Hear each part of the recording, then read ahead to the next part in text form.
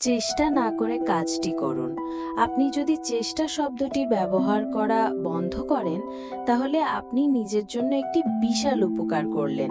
আপনার শব্দভাণ্ডার থেকে এই শব্দটিকে পুরোপুরি বাদ দিয়ে দিন। চেষ্টা দ্বারা ব্যর্থতা এবং দুর্বলতা বোঝায়। যারা তাদের কাজ করার চেষ্টা করেছিল, তারা বেশিরভাগই তা করেনি। যারা আরও সময় খোঁজার চেষ্টা করেছিল, তারা সময় খুঁজে পায়নি। তারপর থেকে যখন আমাকে কেউ বলে আমি চেষ্টা করব, আমি তাদের জিজ্ঞেস করি, আপনি কি কাজটি আসলেই করবেন নাকি করবেন না? চেষ্টা শব্দটি দুর্বল। আপনি যদি কাজটি করেন, সেখানে চেষ্টাকে কোনো জায়গা দেবেন না। চেষ্টা আপনাকে কোথাও নিয়ে যাবে না। কাজটি করুন, নয়তো বাদ দিন। ইয়েস নো, করবেন কি করবেন না সে সিদ্ধান্ত। চেষ্টা না করে কাজটি করুন।